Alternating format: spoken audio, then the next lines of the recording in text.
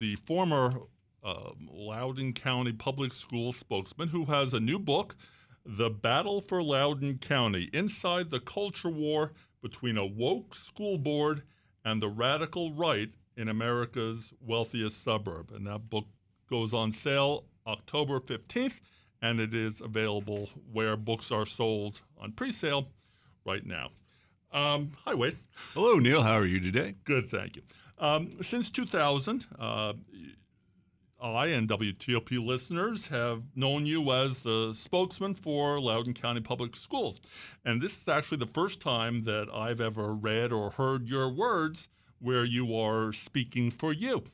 So why did you want to write a book? Well, I wanted the record to be set straight. There are so many rumors concerning what happened on May 28th, 2021 in Loudoun County Public Schools and the brouhaha that followed. I wanted people to know that a public school system would not cover up a rape or hide student misconduct or not cooperate with law enforcement. I think that's very important. I think we live in an age where there are so many alternative facts and bubbles that people get into that sometimes the truth gets lost. And I wanted a record to exist saying what actually happened from what I knew. Okay, and it obviously happened in Loudoun County. You start your book by saying that Loudoun is the wealthiest, most educated locality in America, diverse, and you wrote that Loudoun is a template for how the radical right wants to reshape American politics using a reasonable face to push policies that were considered regressive a half-century ago. What do you mean by that? Well, I think if you're going to win as a conservative candidate, you need to overperform in jurisdictions like Loudoun. You don't have to win, but you have to go maybe 10, 12 points better than you did in the past, which is what Glenn Youngkin did in 2021. He didn't win the county, but he overperformed. I think you can tap into people who are nervous about a school division or community going majority-minority. There's a lot of fears there. People think I've lost my community. You can tap into mistakes, quite frankly, made by the school division. People write inopportune memos, inopportune emails, and then you can take unrelated things and cobble a conspiracy theory.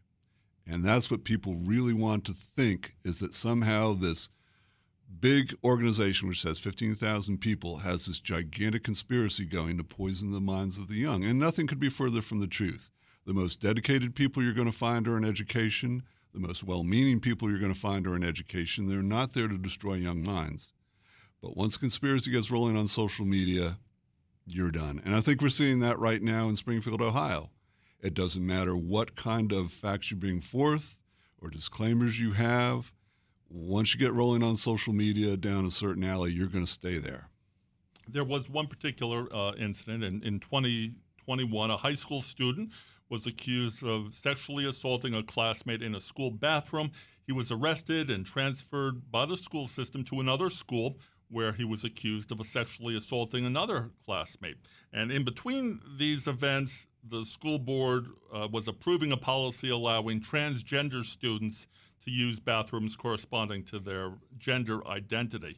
There was a contentious school board meeting that ended with the arrest of the father of the first sexual assault victim, and that led to school board meetings becoming a regular place for parents to sound off.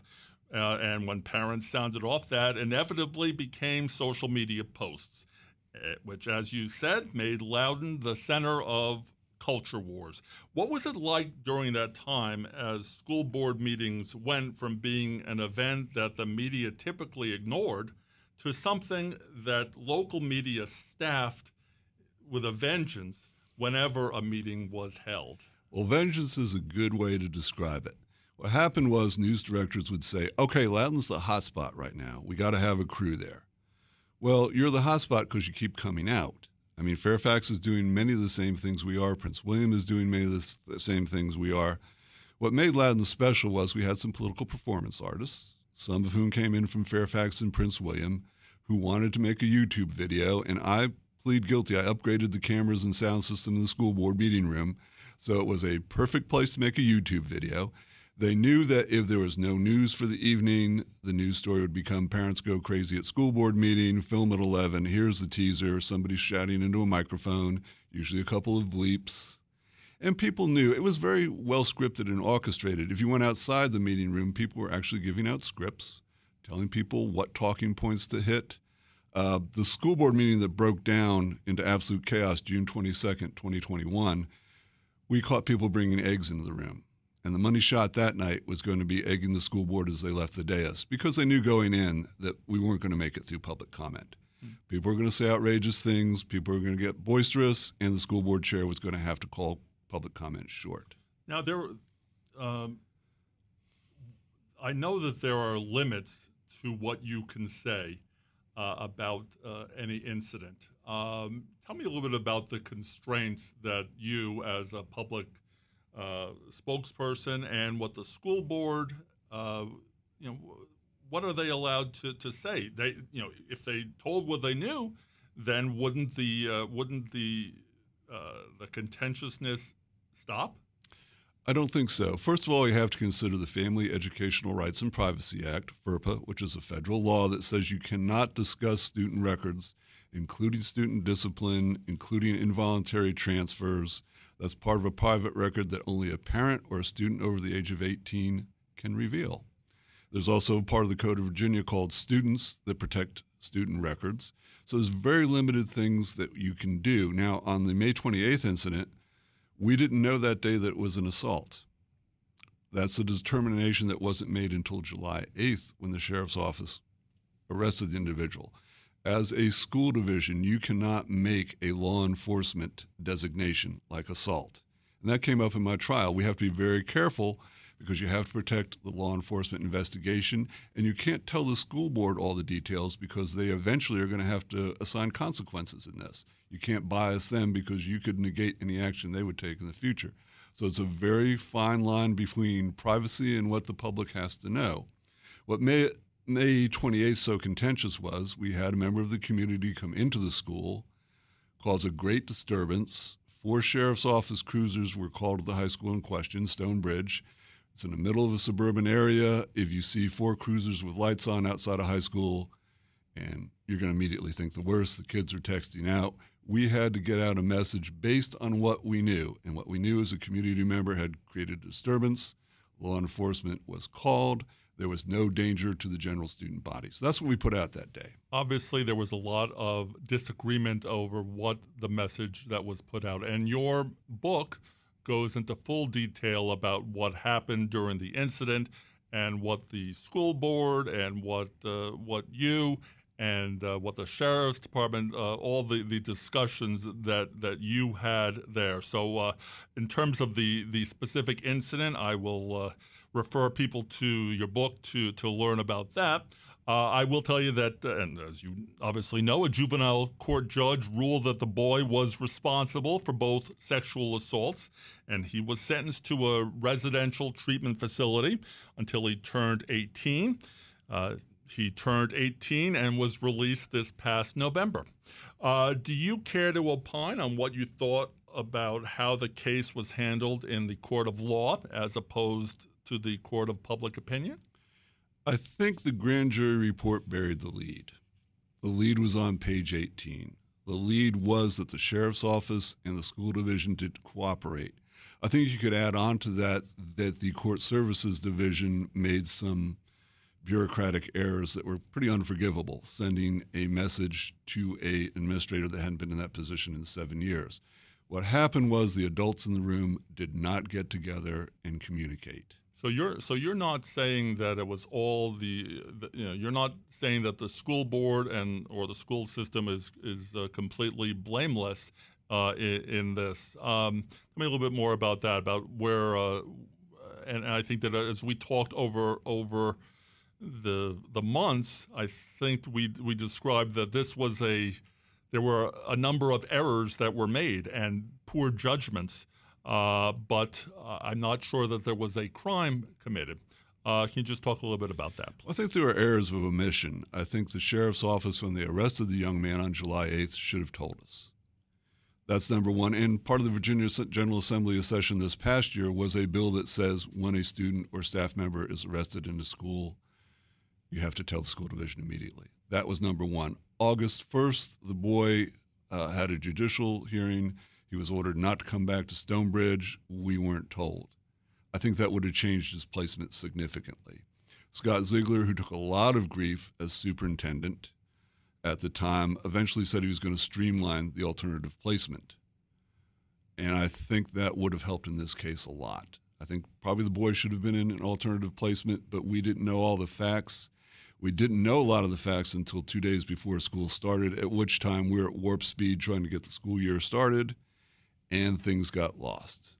So there was a lack of communication among the adults. Part of it went back to Betsy DeVos's decision as Secretary of Education to keep schools out of investigations until law enforcement was done. So there were some turf wars going on. The adults in the room compounded an error by young people, is what it came down to. Governor-elect Glenn Youngkin campaigned on a Parents First platform and won. And the day he was sworn in, he issued an executive order saying that Loudoun County schools would be investigated. In his words, school administrators withheld key details and knowingly lied to parents about the assault. Attorney General Miyares said in his words, Loudoun County Public Schools covered up a sexual assault on school grounds for political gain. What did you think of those statements? I think they're false. I think, first of all, the student pleaded guilty before the governor was elected. Sentence was imposed before he was inaugurated. The system worked, albeit very imperfectly. The system worked. We told what we could to the public when we knew it. When the sheriff's office finally announced charges on October 7th, 2021, we announced it immediately, which was always our policy. We worked very closely with the sheriff's office, their PIO. We said, you put it out on the daily incident report. 5 minutes later, we will broadcast it to the entire school community. And it would have said, Loudoun County Sheriff's Office has made an arrest and assault May 28th, 2021, following is the sheriff's office release. It would have been all very routine, but that wasn't done on July 8th. What we knew on May 28th was that we had a very fluid situation where these people had had a previous relationship. Our school division was trying to sort that out. Our assistant principal at Stonebridge at the time, Heidi Hayes, did exactly the right thing. She called in the school resource officer within 5 minutes of learning what had happened, said, this is a law enforcement issue. You really need to take over now. So how can you have a cover-up when you told law enforcement within 5 minutes that you needed assistance? Okay. That led to a special grand jury that was impaneled by the Attorney General, which led to your testimony twice. What did you tell the grand jury? I told them the same story, but in different ways. And as a communicator, I kind of failed myself and fell into some traps. When a prosecutor asks you repeatedly to expand on an answer or something like that, as a communicator, I'm thinking, okay, you didn't get it the first time. Let me try something different, and maybe we'll connect this time. That's not what they were looking for. What they wanted to say was, he gave 29 answers, but they were all slightly different, so he must have been covering up. Then I compounded my error by getting into it with the prosecutor about off the record. She asked me about an email I had with CNN, and to be honest with you, I'd forgotten it. At that point, we were getting 63 media inquiries per week because we kept an average. They were coming in from all over the world. I think what this one is about, the school board chair wanted to be on Don Lemon tonight. So I told my boss, hey, I had an interesting conversation. And then the prosecutor kept pressing me. And we got to a point where I said, look, if I give a journalist something on background, I'm not going to discuss it publicly. I go back to what Mark Felt did with Deep Throat in 2005. Everybody has to kind of agree that we're no longer off the record. And I got a little too emphatic on that point. As a holder of a master's degree from the University of Missouri School of Journalism, that is a hill I will die on. I don't think the Attorney General's office should be in reporters' notebooks looking. Now, if I was covering up somebody who committed a murder or the whereabouts of a kidnapped child, sure, you should be able to force me to speak. But I think we were talking about things like where David Culver was, because he used to be at WRC, and I'd always talk to producers, hey, where have you got Culver these days? Is he in Singapore? Is he on the border? Culver's everywhere, and you got to keep track of him. But there was nothing giving out secrets or trying to influence opinion. It was just a routine, everyday conversation, and I maybe elevated it to a little more importance than I should have and made a point and a stand that, in retrospect, cost me a great deal. In December 2020, 2022, after an 8-month investigation, the special grand jury report was released. It was harshly critical, but it did include the phrase that there was no coordinated cover-up between the school system and members of the school board. Soon after that, Governor Youngkin was quoted in an article saying that we've got indictments coming down. What did you make of that statement? At the time, my boss, Joan Salgren, and I were trying to get together some scenarios and some things that we would do if one of the staff was indicted. We talked with the division counsel. There was a list of 10 people who might be indicted. I was number 10 on the list, as in not likely. Ironically, I wrote the news release that described my indictment. At the time, I really didn't think it was probable, because the first part about there was no conspiracy, okay, there was no indictment the first day that the report was issued. I thought, okay, this was an exercise in futility in a way. We're clear, we're ready to go. When I was indicted, division counsel came in, and I was on a Zoom call with a charity I serve with. He said, shut down everything, turn on all your devices, your computer, your phone. And I said, well, who else was indicted? And he goes, well, you, Indictmentville, population me. And I thought, wow. And then I was marched out of the building, and in a friendly way, we decided that if the building was staked out, we didn't want a perp walk. They took me out to my car. The personnel head was in tears as she asked for my parking pass. And I learned what the feeling of being alone was at that moment. I'd been in this building since 2005 when they opened it. I'm sitting in the parking lot in a cold, dark car looking at my former place of employment. I'd just been told I'd lost my salary until this was resolved. I lost my computer, my phone, my badge, everything. So I was a little bit too involved in work. My identity was too centered on what I did for Loudoun County Public Schools, and I was adrift at that moment. So you were indicted for perjury. That was the only felony charge that was handed up from the grand jury. The superintendent, Scott Ziegler, was charged with 3 misdemeanors? 3 misdemeanors. 3 misdemeanors. In your book, you mentioned that you were offered a plea bargain at least once. Why didn't you take it? Well, at that point, my attorney, Jennifer Leffler, who was outstanding, and I had worked on this for 8 months. We had what we thought was a very sound defense, and I don't know why you would give up on that. It would mean forfeiting pay. It would mean forfeiting my pension. Now, the thing I learned about from my fellow felons as I hung around the courthouse was they usually charge you with egregious things, and then they work you down. Part of the reason I believe, this is my opinion, they charged me with a felony is because it would take away my salary. I later found out they were going to take away my pension, but it puts a huge amount of pressure on you. A lot of people who plead guilty who aren't guilty simply because they can't afford the legal fees and they can't afford missing work, and the mental strain you go through when you're into court time after time after time, and with me, the media being there, it really wears on you. And I can see why people plead guilty to things they're not really guilty of. In my case, they said, well, we'll do a misdemeanor, making a false statement, $100 fine, but we're going to wait 2 years to sentence you. So we'll get through the General Assembly election cycle when you can tout the perjury conviction and a felony conviction, a loss of job, and things like that. This is me saying that, not them.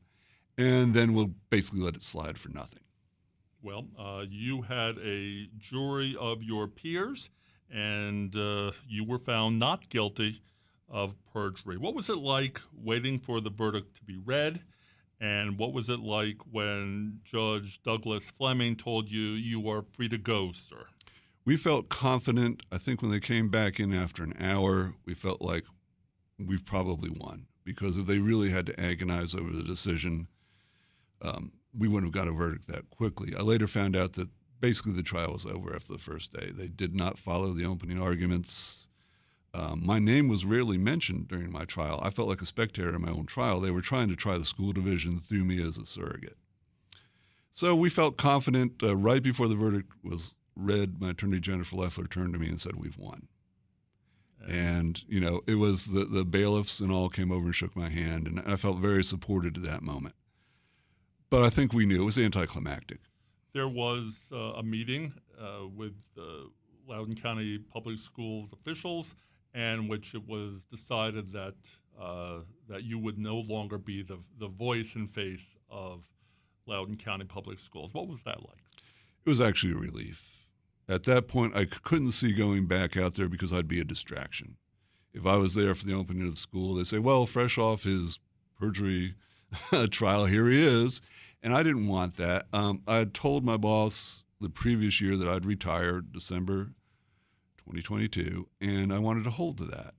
And I didn't want to go out on the courthouse lawn. That's a bad look, like I was getting run off, because I didn't do anything wrong. Despite and this is my final question here, despite the national scrutiny, all the political posturing, and the claim that the school system was in crisis, what do you think is really important to parents of Loudoun County school students? Safety is number one. 2, that my child is successful, that they get a diploma, that they have life skills, that they have a career path. I think part of the problem that started with the General Assembly with their transgender legislation, it was done from a very good place, but you put things upon schools that they really are not equipped to deal with. Okay, you're going to have to do diversity and inclusion. You're going to have to do personal finances. You're going to have to talk about gender identification. We're not going to expand the school day any. We're not going to give you any curriculum guides. We're not going to give you any funding. But do that, and oh, by the way, have your science and math scores come up. I think parents want to know, and day to day, we do surveys. About 87% of the population is pleased with the school division. It's a very small minority that's vocal and creates this illusion. The chief of staff had me do a report once of people who spoke at the school board. We had about 40 regulars, about 20 part-timers. So you had 60 people out of a population of more than 400,000 who were very agitated, very angry, but were not representative of the population as a whole. And that's what we have to remember. When you see social media, when you see kind of the controversies like going on in Springfield, Ohio right now, it's a very small minority who is putting that out there and pressing it. The majority of people are very good. They are reasonable. They will listen to the facts. And I think the average parent knows that Loudoun County Public Schools serves their student very well. It has a more than 90% graduation rate. It has people going on to college, very successful. The Academies of Loudoun is a model for the nation. There's a lot of good there, and there's a lot of good people who work there. And when people interact with teachers and their principals on the building level, they see that. It's when they say, well, the administration's evil, or the school board's evil, or there's a conspiracy that things go off the rails. And it just is not there. For 20 years, Wayde Byard was the public information officer for Loudoun County Public Schools. Now he has a new book coming out called The Battle for Loudoun County: Inside the Culture War Between a Woke School Board and the Radical Right in America's Wealthiest Suburb. It is available for pre-order now and goes on sale October 15th. Wayde, good to see you, and thank you. Good to see you, Neil. Thank you.